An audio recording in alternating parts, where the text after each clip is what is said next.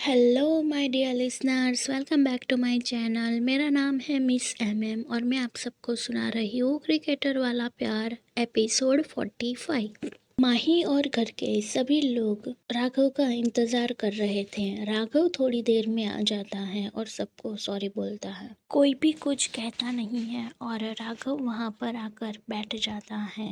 माही अपने लैपटॉप में देख रही थी। एक नजर वो राघव की तरफ देखती है और फिर अंजलि की तरफ देखते हुए आगे बोलने को कहती है। अंजलि स्टार्ट करती है और कहती है कि अभी हमारे लिए प्रायोरिटी में है प्रॉपर्टी इसीलिए हमें चाहिए क्योंकि हमें हमारा मेन बिल्डिंग बनाना है और आशियाना भी बनाना है। मेन बिल्डिंग के लिए हमने पटियाला हाईवे वाला रोड सिलेक्ट किया है ताकि हमें ट्रांसपोर्टेशन इजी हो सके। वहाँ की लैंड की फोटोज हमने आपको मेल की है, आप एक बार देख लो, उसके बाद हम लोग फाइनल करते हैं। ये सुनकर माही अपने लैपटॉप में कुछ देखने लगती है। माही जब लैपटॉप में देखती है तो सिर्फ प्लॉटिंग जमीन ही पड़ी हुई थी। तो माही अंजलि की तरफ देखती है और कहती है कि हमें 3 महीने में स्टार्ट करना है, ना ही 3 साल में। ये जमीन नहीं चलेगी। पर मैडम, वो अंजलि सिर्फ इतना कहती उससे पहले ही तन्मय बोल पड़ता है, सॉरी इंटरप्ट यू, बट मेरी और आदि सर का डिस्कशन हुआ था, उन्होंने भी यही सेम चीज बोली थी। जी हाँ, पर तब तक के लिए हम दूसरी जगह रेंट पर ले सकते हैं ना, अंजलि ने कहा। जी हाँ, पर आदि सर ने कहा था कि यही कहा था ना कि कोई लॉस में जाती हुई कंपनी एक्वायर करे और उसी बिल्डिंग को हम अपने कॉरपोरेशन के लिए यूज करें। इससे हमारा पैसा भी बचेगा, टाइम भी बचेगा। मैं कुछ समझा नहीं। आदि सर ने भी ऐसा ही बोला था जैसा आपने बोला, पर मुझे तब भी समझ में नहीं आया था और अभी भी समझ में नहीं आ रहा है, तन्मय ने कहा। माही अपनी उंगलियां अपने माथे पे लगा लेती है और अंजलि की तरफ देखती है। तो अंजलि कहती है कि मैं समझाती हूँ। हम पंजाब की ऐसी कोई कंपनी देखे जिसके पास बड़ा सेटअप हो और उसी के साथ वो लॉस में जा रही हो, तो हम उसको आसानी से एक्वायर कर सकते हैं और उनको एज अ पार्टनर रख के हम लोग उनकी बिल्डिंग भी यूज कर सकते हैं और हम उसको अपने हिसाब से मॉडिफाई करने के बाद उसको 3 ही महीने में यूज कर सकते हैं और इस वजह से हमारा पैसा भी बचेगा और टाइम भी बचेगा। पैसा कैसे बचेगा कि हम 3 साल कंस्ट्रक्शन में देंगे पैसा और उसी के साथ कोई भी जगह लीज पे लेंगे तो उसका भी पे करना पड़ेगा। इससे बेटर है कि रेडीमेड कोई बिल्डिंग लो जिससे हमारा और उनका दोनों का फायदा हो। राइट, माही ने कहा, इस पर काम करो। माही ने आगे कहा। जसप्रीत रुद्र के बाजू में ही बैठा हुआ था और जसप्रीत रुद्र के कानों में कहता है कि तेरी गुज्जू बीवी का गुज्जू दिमाग चलने लगा है। जसप्रीत की बात सुनकर रुद्र सिर्फ मुस्कुरा देता है और माही को देखने लगता है। माही काम करते हुए और सीरियस लुक में बहुत ही खूबसूरत लग रही थी। रुद्र की नजर माही से हट ही नहीं रही थी। माही अपने पॉइंट्स, अपना एटीट्यूड, माही जितनी हंसती खूबसूरत लगती थी उतनी ही काम करते हुए भी खूबसूरत लग रही थी। रुद्र एक बार के लिए तो भूल ही गया था कि उसके आसपास भी लोग बैठे हुए हैं। ऐसी लिस्ट मेरे पास पहले से ही है और मैंने आदि सर के साथ क्रॉस चेक करके रखी है और आदि सर ने मुझे लिस्ट आउट में 3 नाम दिए हैं। एक तो सोढी ब्रदर्स है, अग्रवाल ब्रदर्स और जिंदल परिवार।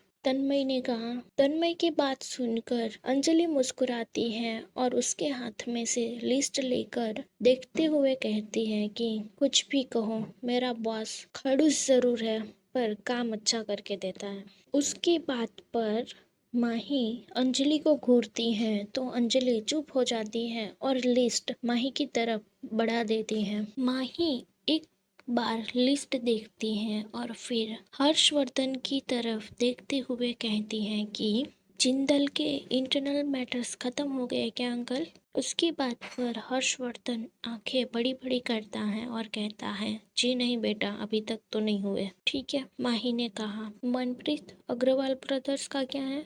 तुम्हारे कोई रिश्तेदार है क्या? माही ने पूछा। नहीं, मेरे दूर के थोड़े रिश्तेदार है पर उनको देखकर ऐसा तो नहीं लगता कि वो कुछ लॉस में चल रहे हो और प्रॉपर्टी बेच रहे हो, शायद प्रॉफिट के लिए बेच रहे हो। सोडी ब्रदर्स का क्या है? तन्मय से पूछा माही ने। तन्मय उसकी बात सुनकर कहता है कि सोडी ब्रदर्स में गुरमीत सोडी और उनका भाई गोहिल सोडी दोनों ही पार्टनरशिप में काम कर रहे हैं और उनका तीसरा एक पार्टनर है जो फॉरेन एक्सचेंज में काम करता है और वो अपनी पार्टनरशिप हटाना चाहता है और इसीलिए सोडी ब्रदर्स अपनी प्रॉपर्टी और अपनी कंपनी बेचना चाहते हैं क्योंकि वो जो फॉरेनर पार्टनर है उसका 60% शेयर उसके नाम पे है और सोडी ब्रदर्स के नाम पे 20% है और वो इन्वेस्टमेंट ढूंढ रहे हैं पर उनको इन्वेस्टमेंट मिल नहीं रहा है। जहाँ तक मैं गुरमीत सोडी को जानती हूँ वो जिसका अकॉर्डिंग में बहुत ही नाम है। हाँ, तुम सही कह रही हो, अंजलि ने कहा। माही कुछ सोचती है और उसके बाद कहती है कि उसकी ऑफिस बिल्डिंग की फोटो। तो तन्मय एक फोल्डर में से उसकी ऑफिस की फोटो निकालता है और माही को पास करता है। माही एक नजर देखती है। 12 माले की एक बिल्डिंग थी जो उसके लिए बहुत ही छोटी थी। माही कुछ सोचती है और कहती है कि लिसन तन्मय, आप सोडी ब्रदर्स से बात करो और उनको बोलो कि हम इन्वेस्ट करने के लिए रेडी हैं पर हमारी कुछ शर्तें हैं। शर्त मैं आपको मेल कर रही हूँ, आप उसी कंडीशन पे काम करोगे, उसमें कोई भी नेगोशिएट नहीं होगा और उसी कंडीशन पे आपको वो एक्वायर करना है। ठीक है, तन्मय ने कहा। और अंजलि, आप उनके फॉरेन इन्वेस्टर मिस्टर विलियम से मिलो। मिस्टर विलियम के पास से सारे शेयर खरीदो और जो मार्केट वैल्यू है उससे 20% लेस में आना चाहिए वो। ओके बॉस, अंजलि ने कहा। बेटा, एक कुछ 20% ज़्यादा नहीं? प्रेमजीत जी ने पूछा। उसकी बात पर माही मुस्कुराती है और कहती है कि डैड, वो आएगा 15 से 10 में।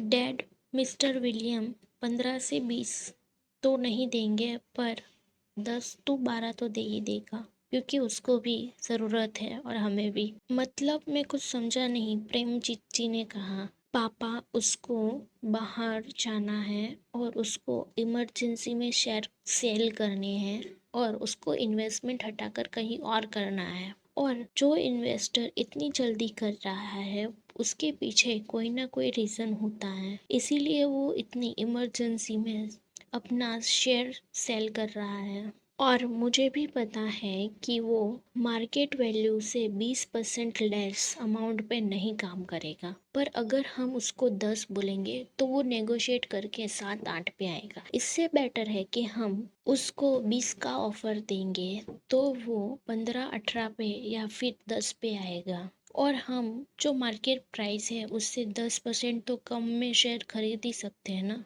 उसको इमरजेंसी है, हमें तो नहीं है ना। माही की बात पर प्रेमजीत जी मुस्कुरा देते हैं और कहते हैं, पक्की गुजराती हो तुम।